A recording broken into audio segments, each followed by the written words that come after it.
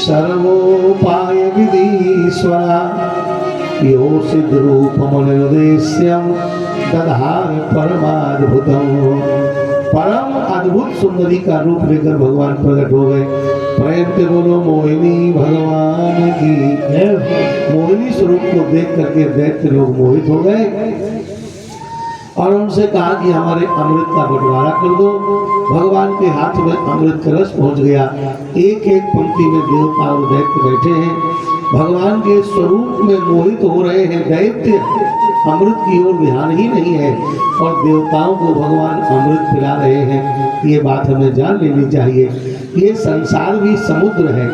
संसार के समुद्र का विचार के द्वारा मंथन करेंगे हम तो अमृत तत्व मिलेगा। लेकिन भैया जो ये संसार के मोहिनी के चक्कर में पड़ जाते हैं उनके जीवन से अमृत तत्व निकल जाता है।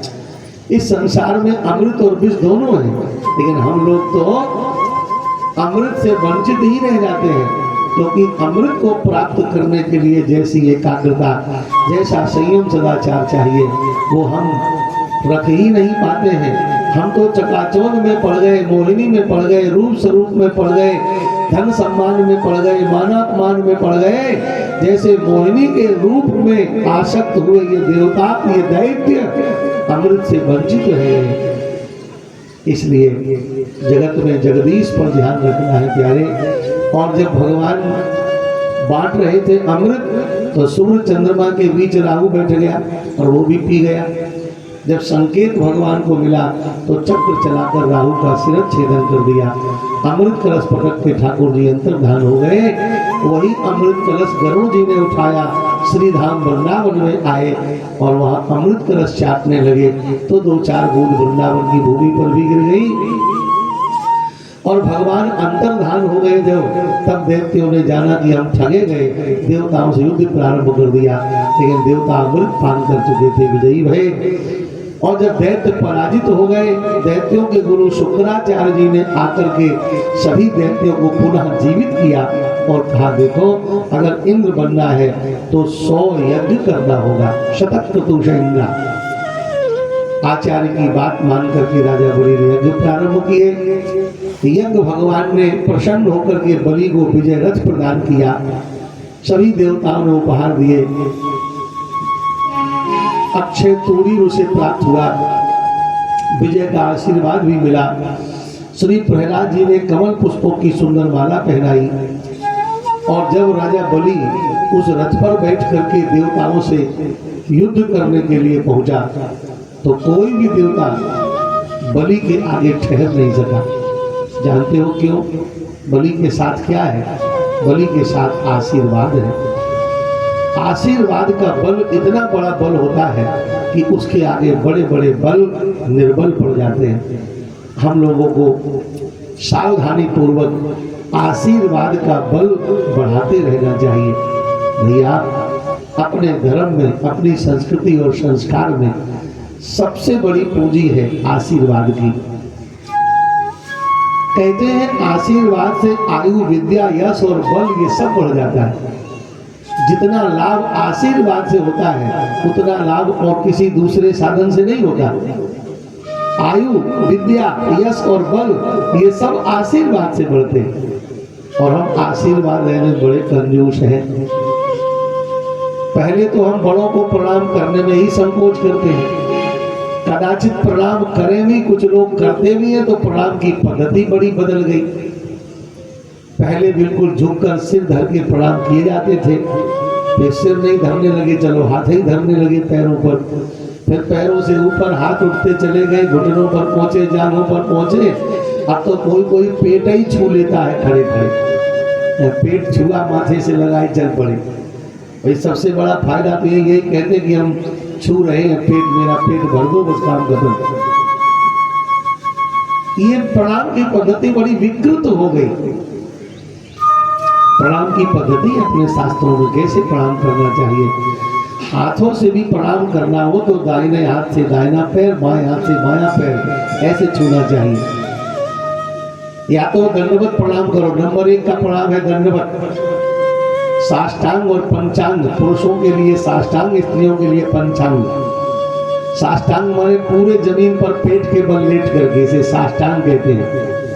8 अंग जिसके जमीन में छू जाए उसे साष्टांग, साष्टांगा साष्टांगा।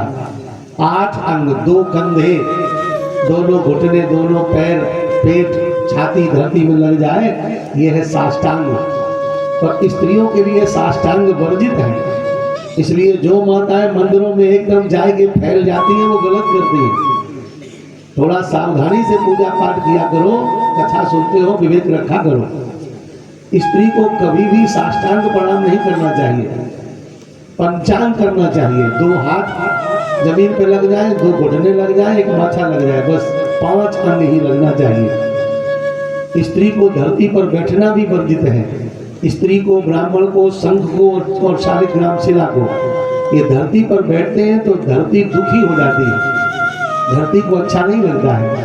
इसलिए स्त्री को हमेशा आसन डाल के बैठना चाहिए, ब्राह्मण को हमेशा आसन डाल के ही बैठना चाहिए, संघ को कभी जमीन पर नहीं रखना चाहिए, शालिग्राम को कभी जमीन पर नहीं रखना चाहिए।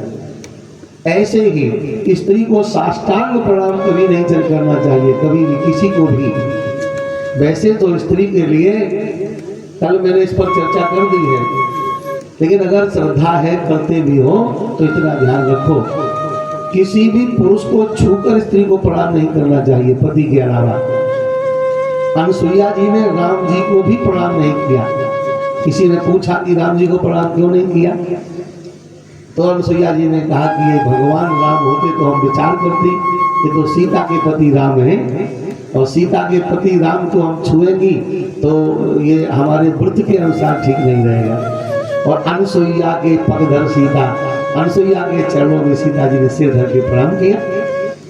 तो स्त्री स्त्री को छूकर प्रणाम करे और कोई स्त्री किसी पुरुष को छूकर प्रणाम न करे। और हम बहुत ऐसी बात भी कह दें तो आप लोग उसे पचा नहीं पाओगे और कुतर्क करोगे, क्योंकि आजकल कहने वाले सब अट सट बोलने लगे हैं, कुछ का कुछ बकई देते हैं, गुरुजी गुरुजी गुरुजी करके, और सब जिंदगी चौपट कर लेते हैं। इसलिए गुरु तत्व है, इसमें कोई संशय नहीं है, पर गुरु तत्व की समीक्षा भी तो होनी चाहिए। जो वास्तव में आपका कोई सच्चा साधक होगा, कोई साधु होगा, कोई ब्राह्मण होगा, भले ही आपको दीक्षा दे दे, पर स्त्री से कहेगा दूर से प्रणाम करो, दूर से सिर धर के जमीन में प्रणाम कर लो, छूने की जरूरत नहीं है। साधु कभी ये नहीं चाहते कि स्त्री हमारे चरणों में लिपट करके प्रणाम करे, और ये होना भी नहीं चाहिए। तो ऐसी तो बहुत बातें हैं, उन बातों में हमें नहीं पढ़ना है, कथा की यात्रा हमें आगे बढ़ानी है। तो इतनी बात बीच में आ गई तो हमने कह दी, स्त्री को लेट करके प्रणाम करना वर्जित है, चाहे मंदिर हो चाहे घर में हो। घुटने जमीन में लगाकर सिर धर के पंचांग प्रणाम बोला जाता है, पंचांग प्रणाम करना चाहिए। तो कौन सा विषय था, भूल गए, कहां से कहां चले गए। प्रणाम करने की पद्धति पहले साष्टांग थी, लोग लेट कर प्रणाम करते थे। चलो इतना नहीं बनता है, कपड़े वपड़े खराब हो जाएंगे तो कम से कम हाथों से प्रणाम करो, दाहिने हाथ से दाहिना पैर, बाएं हाथ से बायां पैर। अरे इतना भी ध्यान न रहे तो कम से कम चरणों को तो छुओ, इतना तो करो कि हाथों से चरणों तक जाए और फिर वो हाथ मस्तक पर पहुंचे, इतना तो बहुत जरूरी है। तो प्रणाम करने की पद्धति, आशीर्वाद की बात मैं कह रहा था। आशीर्वाद बहुत बड़ा बल है, इसलिए जहां जब मौका लगे आशीर्वाद का संग्रह करते रहिए। भगवान राम जी सवेरे जागते हैं, आशीर्वाद लेना शुरू कर देते हैं। देखो अयोध्या से लेकर लंका तक की यात्रा में राम जी ने कितना आशीर्वाद लिया, कितना आशीर्वाद लिया, और उसी आशीर्वाद के बल पर इतने बड़े वीर को पराभूत करके और ठाकुर जी निर्विघ्न यात्रा पूरी करके आ गए वापस। और हम लोगों के पास आशीर्वाद का बल बहुत कम है, आशीर्वाद का खजाना बिल्कुल नहीं है, इसलिए कमजोर पड़ जाते हो ना। बराबर आशीर्वाद का संग्रह करते रहो। आज राजा बलि देवताओं के सामने खड़ा है युद्ध की भूमि पर, ध्यान से सुनना सब लोग, देवता उसके सामने खड़े नहीं हो पाए। इतना बलि के मस्तक पर तेज उसे देखकर भयभीत होकर भागे और गुरु बृहस्पति के पास पहुंचे और बृहस्पति जी से पूछा, गुरुदेव ऐसा है क्या कि बलि के सामने हम खड़े नहीं हो पा रहे? तब गुरु जी ने ये बात बताई है, इस समय बलि के साथ ब्राह्मणों का आशीर्वाद है, ब्राह्मणों के आशीर्वाद का बल है उसके साथ। तो हम क्या करें? गुरु जी ने कहा, जब तक उसका समय अनुकूल है तब तक आपको पर्वतों की गुफाओं में बैठ करके अपने अनुकूल समय की प्रतीक्षा करनी चाहिए।